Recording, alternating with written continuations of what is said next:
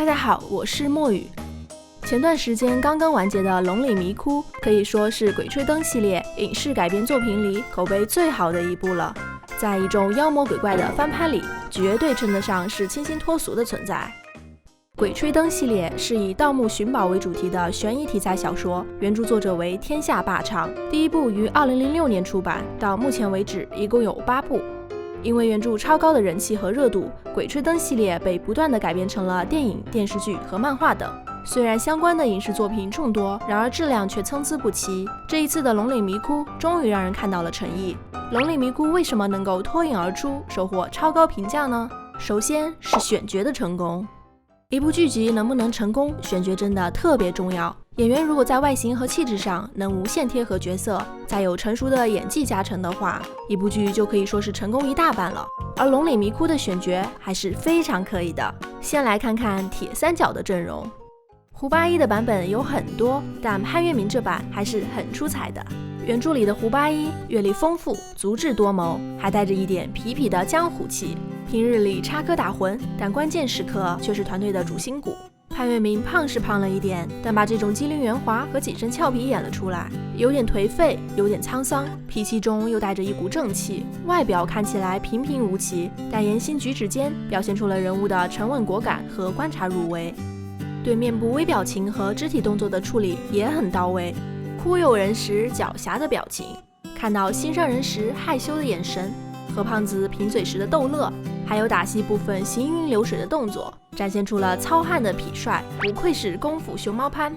姜超饰演的王凯旋很有爱打嘴炮、嚣张又逗逼的胖子的感觉。原著中的王胖子虽然见钱眼开，但却非常讲义气，枪法绝佳，勇猛热血。而姜超的演绎虽然跟原著人设有一定出入，但也自带一种魅力，增加的很多细节也让人物更丰满。比如吃火锅的时候沾到嘴角的酱料，说着不怕女鬼，但却默默躲到胡八一身后时忐忑的眼神和放大的鼻孔，还有生死关头时眼里含泪，全是对胡八一的理解和信任。姜超的王胖子真的是鲜活又生动。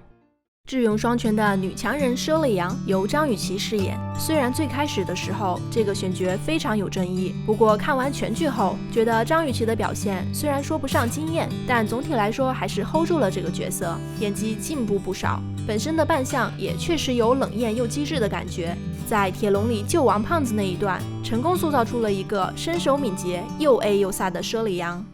除了铁三角外，配角的表现也十分亮眼。佟磊饰演的大金牙虽然嫩了些，但一口地道的北京话，能言善辩的机灵劲儿，演出了金爷那种鸡贼圆滑和唯利是图的感觉。弱不禁风，逃命的时候还得被胡八一和王胖子架着跑，是出了被窝进被窝的金爷没错啦。还有胡明饰演的农民李春来，看似憨厚质朴，实则小心思不断，胆小怕事又贪财。开头面对棺材时，既害怕又贪婪的神情；之后到潘家园，抱着绣花鞋不松手的姿态；还有吃涮肉的时候，舍不得离开锅的眼神和默默咽口水的动作，抓住了人物的精髓，可以说是非常传神了。在选角成功的基础上，《龙岭迷窟》的剧情也很精彩。盗墓题材的影视改编，因为大环境的关系，不太可能做到100%还原。《龙岭迷窟》相比于原著，删改了很多情节，但全剧只有18集，剧情非常紧凑，一环扣一环，完全不注水。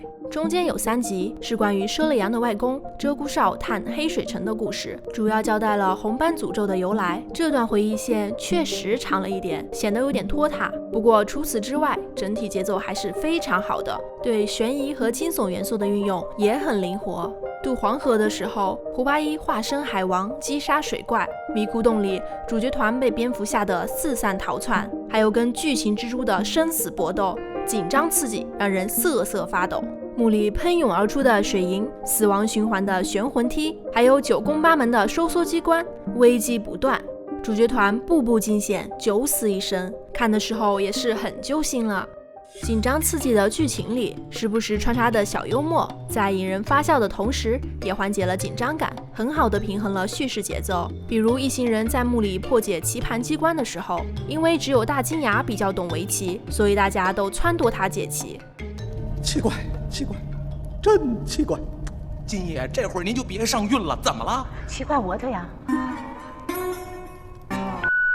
龙里迷窟对胡八一和佘丽阳之间的感情线刻画的也很不错，虽然暗戳戳，但是甜甜的。两个人在墓里动不动就对视，眼神里全是戏，盛满了对对方的关心和在乎。当胡八一面对生死抉择的时候，佘丽阳牵住他的手说：“生死各半，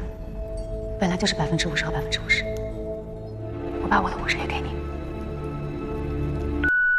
除了人物和剧情外，《龙里迷窟》的制作也很精良。这部剧在镜头、特效和场景设计方面算是网剧中不错的水平了。镜头语言的运用也比较成熟，巷子里的那场追逐大战虽然长了一点，但拍摄流畅，卡点巧妙，配上诙谐的配乐，观感非常好，有唐人街探案的 feel， 还有蝙蝠和蜘蛛视角的虚化追击镜头，成功制造了紧张刺激感。特效方面虽然没那么精美，但还是可以接受。异变的女尸惊悚恐怖，巨大无比的蜘蛛看着发麻，很好的服务了剧情。